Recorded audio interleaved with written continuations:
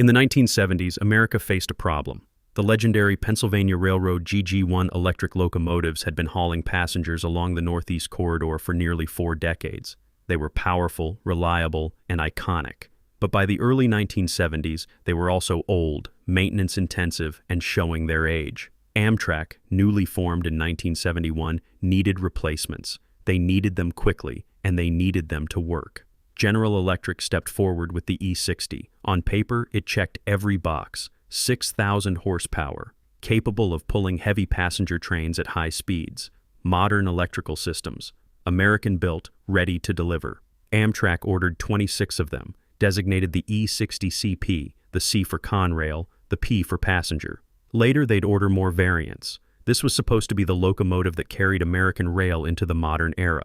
Instead, the E60 became one of the most misunderstood machines in American railroad history. Not because it was poorly built, it wasn't. Not because GE didn't know how to build electric locomotives, they did. The E60 struggled because it was a freight locomotive asked to do a passenger job, and the difference mattered more than anyone expected. Before we continue, if you think our content is unique and informative, please leave a like and subscribe. It really helps support the channel. Also, make sure to share the video with other train fanatics out there. To understand why the E60 existed at all, you need to understand what Amtrak inherited in 1971. When the federal government created Amtrak to take over intercity passenger rail from the private railroads, it acquired a hodgepodge of aging equipment. Along the Northeast Corridor, the electrified main line running from Washington through Philadelphia, New York, and up to Boston, Amtrak's electric locomotive fleet consisted almost entirely of GG1s. The GG1 had been designed in the 1930s. By the standards of its era, it was exceptional. Raymond Loewy's streamlined design made it beautiful. Its twin-motor configuration and massive 4664 wheel arrangement made it powerful. Penn Central had operated them for decades with relatively few issues. But by the early 1970s, these locomotives were approaching or exceeding 40 years of service. Parts were becoming scarce. Maintenance was labor-intensive. And while they could still pull trains, they weren't fast by modern standards. The maximum operating speed for a GG1 was around 100 miles per hour, and in practice, they rarely ran that fast.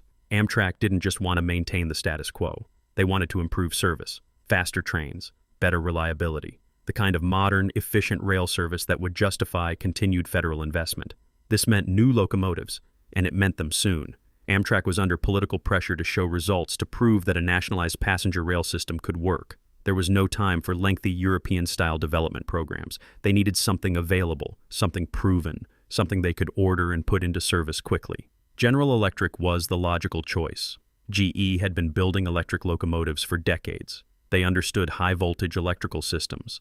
They had experience with heavy-duty electrics for freight service. And they had manufacturing capacity. When Amtrak came looking for a modern electric locomotive, GE adapted an existing design, the E60C Freight Electric, for passenger service. It seemed like a practical solution. Take a proven freight platform, modify it for passenger work, and deliver quickly. The assumption was simple. If a locomotive could handle heavy freight trains, it could certainly handle lighter, faster passenger trains. Strength translates upward, right? This assumption would prove to be the E60's fundamental problem. The E60 wasn't born as a passenger locomotive. Its DNA was freight through and through.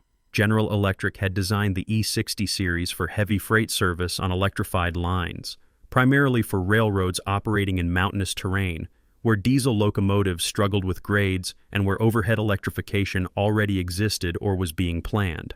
Freight electrics have a specific job: pull enormous tonnage at relatively modest speeds with maximum reliability and minimum fuss. The E60 excelled at this. Its electrical system could produce continuous high tractive effort. Its frame was built heavy and strong to withstand the constant pulling forces of long consists. The locomotive weighed approximately 387,000 pounds, nearly 194 tons. This wasn't a design flaw. This was intentional. Weight meant adhesion. Weight meant the locomotive could dig in and pull without wheel slip. Weight meant stability when hauling 10,000-ton coal trains through mountain grades. The truck design reflected this freight heritage. The E60 used a relatively conventional freight-style truck arrangement, essentially two 3-axle trucks, each with limited lateral motion capability. These trucks were optimized for load distribution and durability. In freight service, where speeds rarely exceed 50 or 60 miles per hour, this design works perfectly.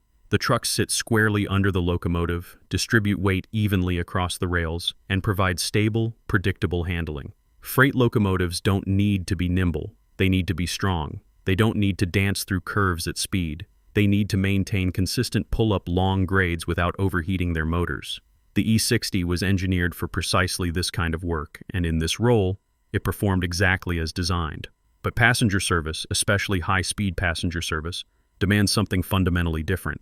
Passenger locomotives need to accelerate quickly, run smoothly at sustained high speeds, and provide a stable ride quality for passengers. They need trucks that can handle lateral forces in curves, that can absorb track irregularities without transmitting them to the car body, that can maintain stability at speeds approaching or exceeding 100 miles per hour. These requirements weren't part of the E60's original design specification. When GE modified the E60C into the E60CP for Amtrak, they made certain accommodations, different gearing for higher speeds, passenger train equipment like steam generators or head-end power. But the fundamental architecture remained unchanged. The heavy frame, the freight-style trucks, the design philosophy of weight and strength over speed and finesse. And this would become the critical issue. The E60 didn't fail catastrophically. It didn't derail. Its motors didn't burn out. Its electrical systems worked as designed. The problem was far more subtle, and in some ways, more difficult to solve. The E60's trucks couldn't provide stable ride quality at the speeds Amtrak needed. To understand why, you need to understand what happens when a locomotive runs at speed. At low speeds, say under 60 miles per hour, a freight-style truck works fine. The wheel sets track smoothly. The suspension absorbs minor track irregularities. The locomotive feels solid and planted. But as speed increases, the dynamics change. Track isn't perfectly straight or perfectly level. There are minor variations in gauge, small irregularities in rail alignment, gentle curves. At high speeds, these minor imperfections create forces that try to push the wheel sets laterally, side to side. Modern high-speed trucks handle this through sophisticated suspension systems. They use yaw dampers, hydraulic or pneumatic devices that resist the tendency of wheel sets to oscillate from side to side. They use carefully tuned springs that allow the truck to flex and absorb these lateral forces without transmitting them to the locomotive body. They use lighter unsprung mass, the weight of the wheels and axles themselves, which reduces the inertia that contributes to oscillation. The E60's trucks had none of this sophistication. They were built for stability at freight speeds, not high-speed precision. The suspension was relatively rigid. Yaw damping was minimal or absent. Unsprung mass was high. Those heavy wheel sets and axles that worked so well for adhesion in freight service became a liability at speed. And the overall weight of the locomotive, normally an advantage, now meant that once those trucks started to oscillate, they carried tremendous momentum. What happened in practice was this. Below a certain speed threshold, reports vary, but generally around 75 to 80 miles per hour, the E60 ran reasonably well. Not as smooth as a GG1, but acceptable. But as speed increased beyond this threshold, lateral oscillation increased rapidly. The trucks would begin to hunt, a side-to-side motion where the wheel sets don't track straight but instead weave back and forth within the clearances of the truck. This hunting motion transmitted directly into the locomotive body, creating a noticeable, uncomfortable side-to-side rocking. The problem wasn't constant. Track quality mattered. Curve radius mattered. Speed mattered most of all. On straight, well-maintained track at moderate speeds, the E60 could run smoothly. But on the Northeast Corridor, where Amtrak wanted to run trains at 90 to 100 miles per hour or faster, the instability became pronounced and, for operating crews, concerning.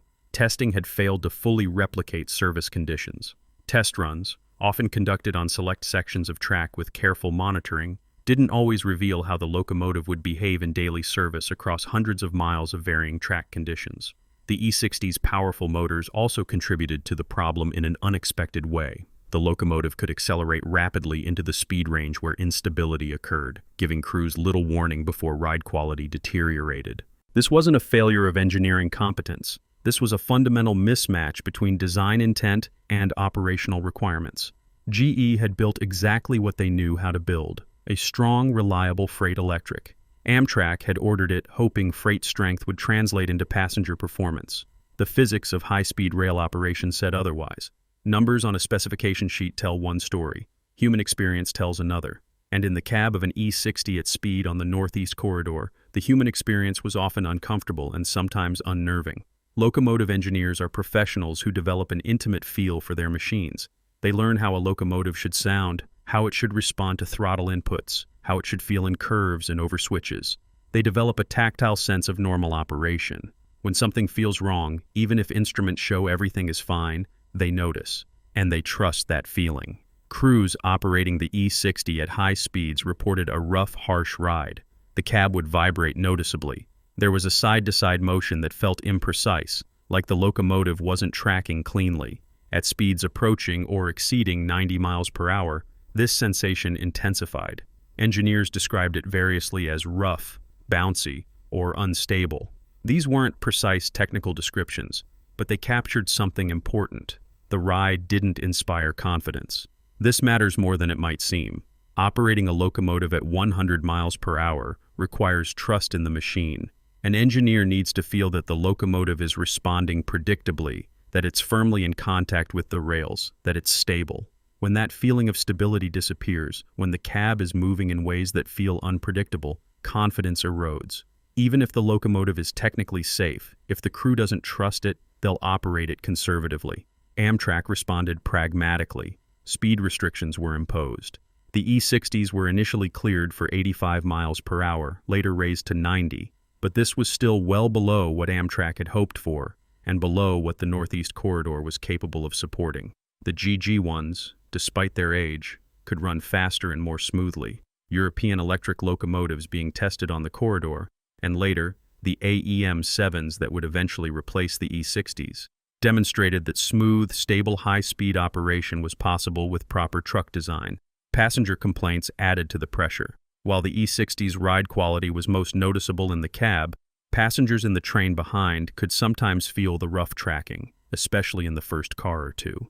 Media coverage began to pick up on the story. Here was Amtrak, the new government passenger railroad, buying expensive new American locomotives that couldn't match the performance of 40-year-old machines or modern European designs. It became an embarrassment. The irony was that the E60 was, in most measurable ways, a superior locomotive to the GG one.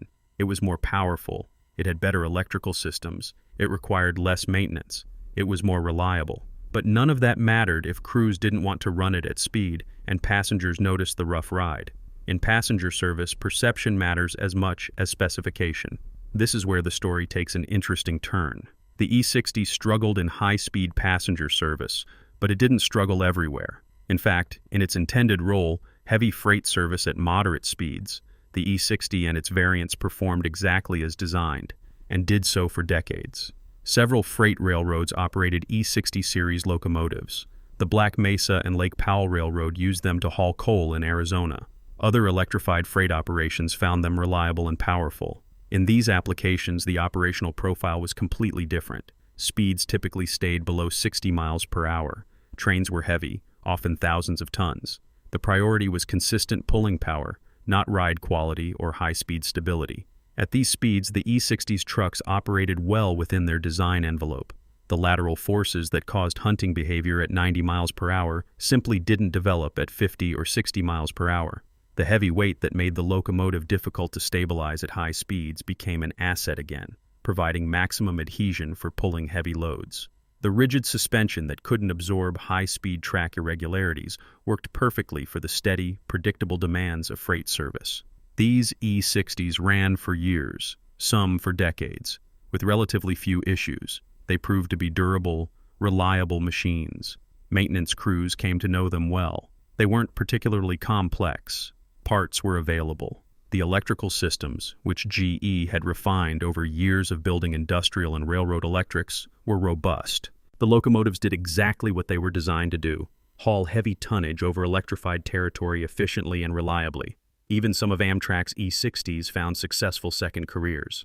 As Amtrak transitioned to newer locomotives like the AEM-7 for high-speed passenger service, several E60s were reassigned to work trains, mail trains, and other services where high speed wasn't required. In these roles, they performed well. The rough ride at speed simply wasn't relevant when you weren't running at speed. This presents the central irony of the E60 story. The locomotive succeeded almost everywhere except where it was most visible. On the Northeast Corridor, under media scrutiny, hauling Amtrak's flagship trains, the E60's limitations were obvious and consequential. But in the quieter corners of American railroading, on freight operations that didn't make headlines, the E60 was doing precisely what GE had designed it to do and doing it well. The lesson isn't that the E60 was a bad locomotive. The lesson is that context matters. A machine optimized for one type of work may be entirely unsuitable for another, even if the basic requirements, in this case electric power transmission and train haulage, seem similar on the surface. The difference between 60 miles per hour with 8,000 tons and 100 miles per hour with 800 tons turns out to be more than a matter of degree. It's a difference in kind. The E60's story is often told as a failure, but that's not quite accurate. The E60 didn't fail. It revealed a gap in American understanding of what high-speed electric passenger rail actually required. In the 1970s, American railroading was largely a freight enterprise. The engineering culture, the design priorities, the institutional knowledge, all of it was oriented toward moving heavy tonnage efficiently. Passenger rail was a small, declining sector. The expertise that European railroads had developed over decades of high-speed electric passenger operations simply didn't exist in the United States. When Amtrak needed new electric locomotives, they turned to GE, and GE did what they knew how to do. They built a freight electric. The E60 taught Amtrak, and American railroading generally, that passenger locomotives require different design DNA. High-speed stability isn't optional. It's not something you can add on to a freight design. It has to be fundamental to the truck design, the suspension, the weight distribution, the entire architecture of the machine. The E60 made this lesson expensive and public, but it made it clear. When Amtrak went looking for the E60's replacement, they made different choices. They looked to proven high-speed designs. They chose the AEM7, based on the Swedish RC4, a locomotive with decades of successful high-speed service in Europe. The AEM7 used modern high-speed trucks with proper yaw damping and sophisticated suspension. It weighed substantially less than the E60, about 90 tons, versus the E60's 194 tons. It was designed, from the ground up, for exactly the kind of service Amtrak needed. And it worked. The AEM7 became one of Amtrak's most successful locomotives, running for over 3 decades on the Northeast Corridor. Later American electric designs incorporated these lessons further. The Acela Express train sets, introduced in 2000, used tilting technology and advanced suspension systems specifically engineered for high-speed stability. Modern locomotives like the Siemens ACS-64 represent the current state of the art, with computer-controlled suspension, active damping, and lightweight construction. The E60 wasn't primitive. It represented the state of American electric locomotive technology in the mid-1970s, which was substantial in freight applications but underdeveloped for high-speed passenger service. The E60 didn't fail because GE didn't know how to build locomotives. It struggled because the specific requirements of high-speed passenger rail weren't fully understood or appreciated until they had to be learned the hard way. There's a broader lesson here about technology transfer and assumptions. Taking a successful design from one application and assuming it will work in another, even seemingly similar application, is risky. The differences that seem minor on paper, a bit more speed, a bit less weight, can turn out to be fundamental. The E60 was a freight locomotive operating in a passenger environment, and no amount of modification could change its fundamental nature. Today, the E60s that survived in various museums and heritage operations stand as reminders of this moment in American rail history. They represent ambition, the desire to modernize American passenger rail. They represent pragmatism, the attempt to use proven technology to meet urgent needs. And they represent a learning experience, the hard-won understanding that some problems can't be solved by simply adapting existing solutions. The GE E60 wasn't ahead of its time. It was exactly of its time, a product of an American rail industry that understood freight brilliantly, but had lost touch with the specialized demands of high-speed passenger service. It arrived at the moment when America was beginning to relearn those lessons. And in that sense, it was precisely the locomotive that had to exist for American passenger rail to move forward, not because it succeeded, but because it revealed what success would actually require.